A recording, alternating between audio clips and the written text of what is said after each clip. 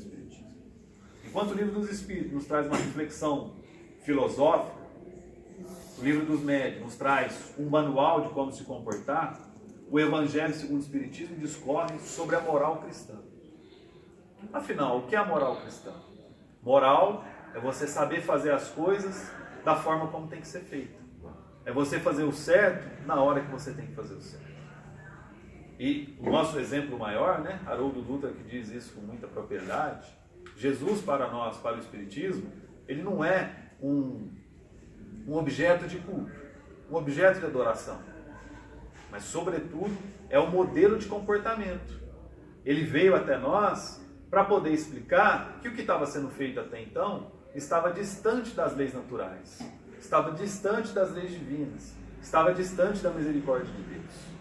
Então, sempre quando nós estamos numa situação de dúvida entre fazer ou não fazer, se eu faço isso ou faço aquilo, perante meu irmão que me maltratou, perante meu governante que não me respeitou, perante a sociedade que não me aceita, lembremos do exemplo de Cristo. Tentamos colocar Cristo naquela dificuldade para a gente saber como a gente deve agir. É assim que nós, espíritas, devemos agir. Mas como é difícil a gente conseguir ou ter a astúcia da reflexão para colocar Cristo nas nossas dificuldades. Não colocar Ele, mas pensar como Ele agiria diante daquela dificuldade que nós temos. Em saber perdoar os nossos irmãos, principalmente dentro do nosso lar. Para Emmanuel, o nosso lar nada mais é do que uma escola. A oportunidade do aprendizado que nós temos. E é dentro do nosso lar, infelizmente, que nós temos as nossas maiores dificuldades. Nós temos os nossos maiores desafios e nós temos as nossas maiores dores e aflições. Allan Kardec, na introdução, diz o seguinte: o ensino moral para os homens, em particular, é uma regra de conduta que abrange todas as circunstâncias da vida privada e pública, o princípio de todas as relações sociais fundadas na mais rigorosa justiça. É, por fim, e acima de tudo, o caminho infalível da felicidade a conquistar, uma ponta do véu erguida sobre a vida futura. É essa parte que constitui o objeto exclusivo desta obra. No caso aqui, o Evangelho segundo o Espiritismo. Então a moralidade nos serve para a gente poder ter balizas de comportamento sobre o que devemos fazer. E como que Allan Kardec fez isso? Ele pegou excertos do Novo Testamento, passagens de Jesus, passagens registradas na Bíblia, e explicou com as palavras voltadas para o Espiritismo, voltadas para os princípios da reencarnação, como que aquilo funciona.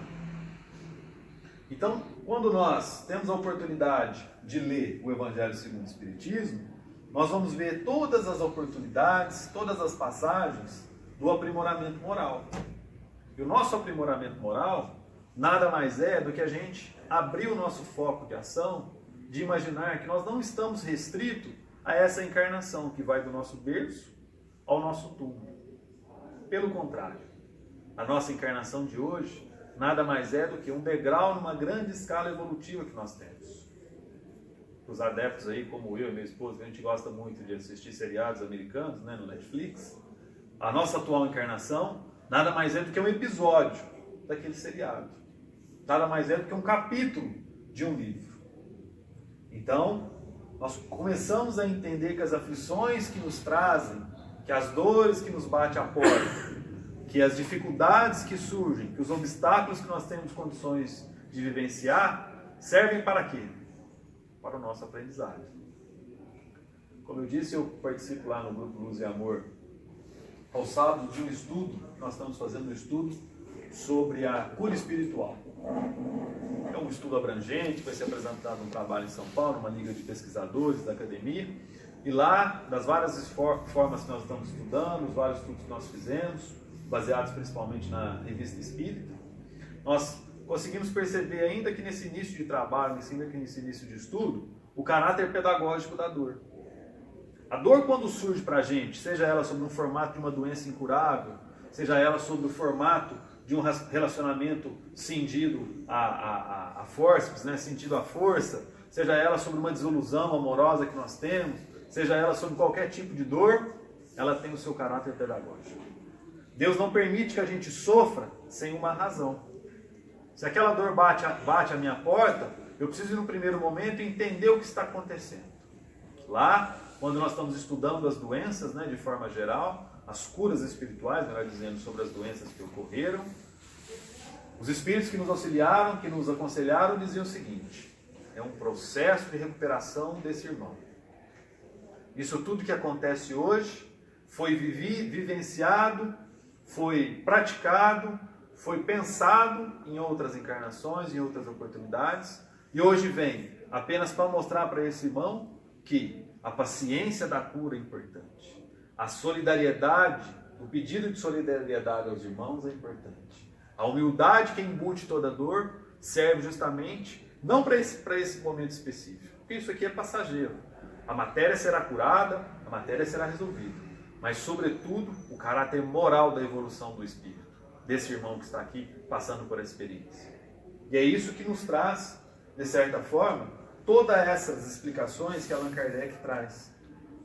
Porque nós temos muita dificuldade para domar os nossos maus instintos, seja no momento de fúria, seja no momento de bonança, né? Existe até aquela frase famosa, mas é a verdade: se você quiser conhecer alguém, você dá poder a ela.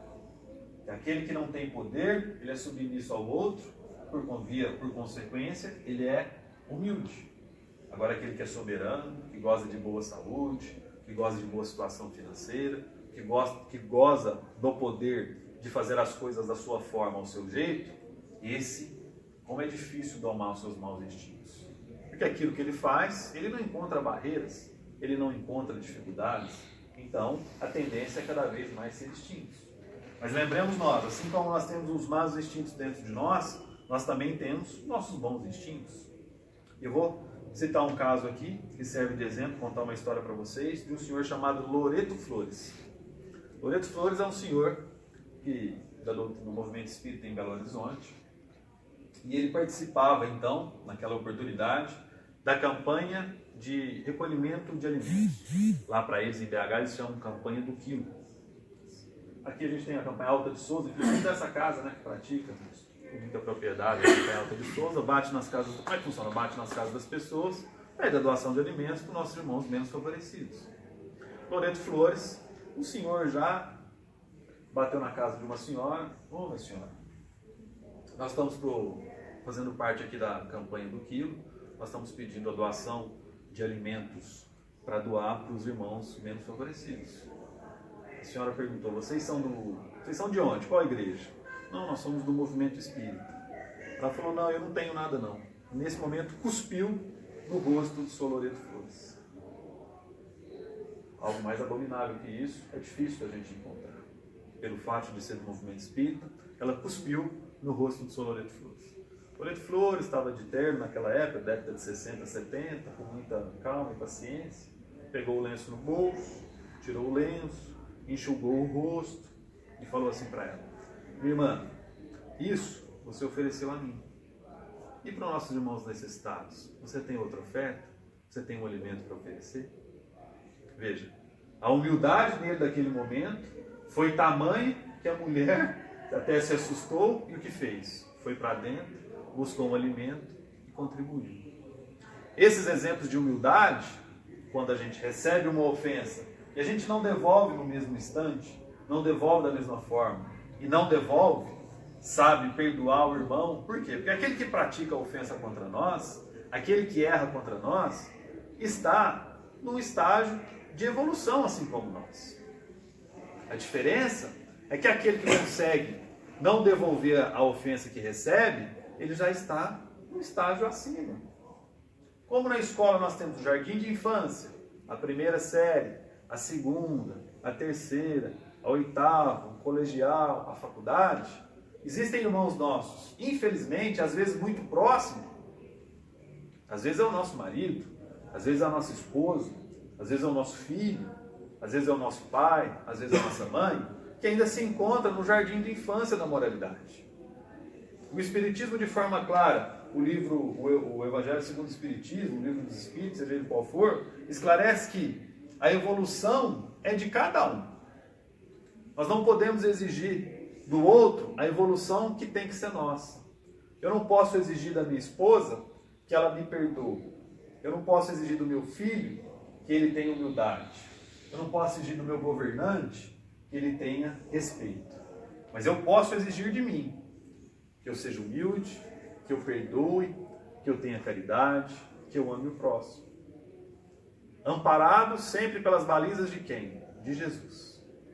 Sempre amparada pelo exemplo vivificante que o nosso Senhor Jesus nos trouxe.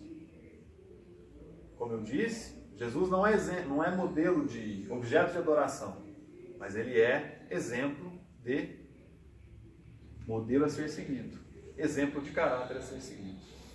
Emmanuel, no livro Caminho, Verdade e Vida, que a gente estudava sábado de manhã aqui, diz: o discípulo sincero sabe que dizer é fácil, mas que é difícil revelar os propósitos do Senhor na existência própria.